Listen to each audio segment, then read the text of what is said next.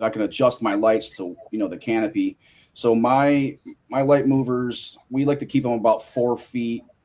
Keep our lights about 4 feet off the canopy, and I never run these lights at 100%. Like I'm running them at like 20%, 4 feet off the canopy during veg, and then we ramp them up to maybe right around 60% for about 1,000 par. So that that was a big factor in how we worked around that. But yeah, no, I've like last round gave me a phobia. I grew the cap junkie, and the cap junkie was next to the trop cherry, and the cap junkie was like growing almost into the lights.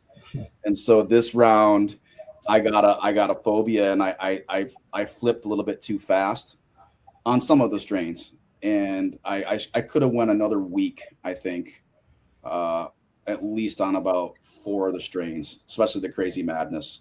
It grew really vigorous, huge leaves, and this is a strain I bred, and I thought it was just going to explode, and I could have went at least another week on the veg for that. So what we do, I'll tell you, if I know I'm doing side by side a tall plant versus a bushier plant, the tall one, when I flip, we really knock them down, like kind of low stress training there. Yeah.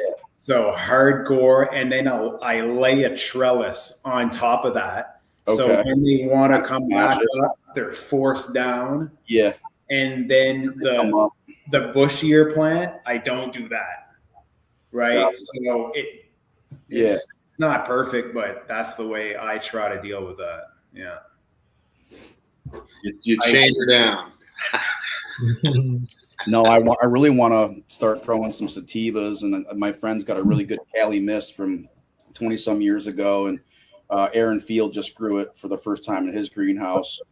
But he's got higher his lights. He's running double endeds, so he was able to just keep them stationary, and that I don't know that I think that plant got like 9 foot tall, but a really nice.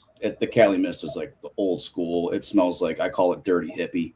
It smells like armpit funk, and it's like 100% sativa. There is no mistaken. I mean, it gets your heart fluttering for sure. I've never tried growing Cali Mist, but I know all about it. Serious Seeds bred it. Oh yeah, yep. Yeah. Serious Seeds. They only did. I mean, they called it Serious Seeds. They only did really 6 varieties. I don't know if I could name them all, but. They have Double Dutch.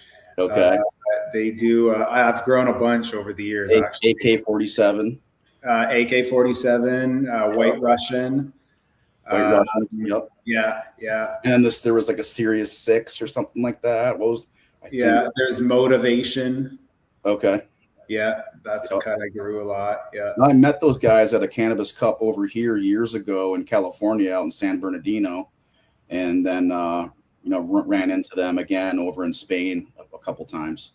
Really nice guys. I'll tell you the problem with that right now is that, and I'd like your opinion on that, is everything like what the market expects flower to be right now. There almost needs to be Girl Scout cookies somewhere in the family tree. Right. It's all so if Girl Scout cookies isn't involved, it's just not modern cannabis right now. So I'll tell you, like, I was always tempted to throw in pheno hunts with nothing related to Girl Scout cookies, and we never ever ran it commercially because it doesn't check those like super exotic boxes. The look, the bag appeal is not what is considered modern right now. Like if you grow a beautiful BC Godbud, I've never grown that cut, but it's probably not what the market wants right now. And it probably doesn't hit 30% THC, Right. So I bet you none of the Serious Seeds genetics hit over 30. Right. It's just not what they're bred for. Right. It's too bad, but Yeah, that cap junkie we grew, that was in the 30s. There's only Yeah. been a few that's been in the 30s, and it's all breeding work. You know, Yeah. I think there's a new a group of breeders, Arcana Collective, and it's like it's Josh D, Shane Yoakum, Sonny Chiba, Fuji, Kaya. I don't know if you know Kaya. He does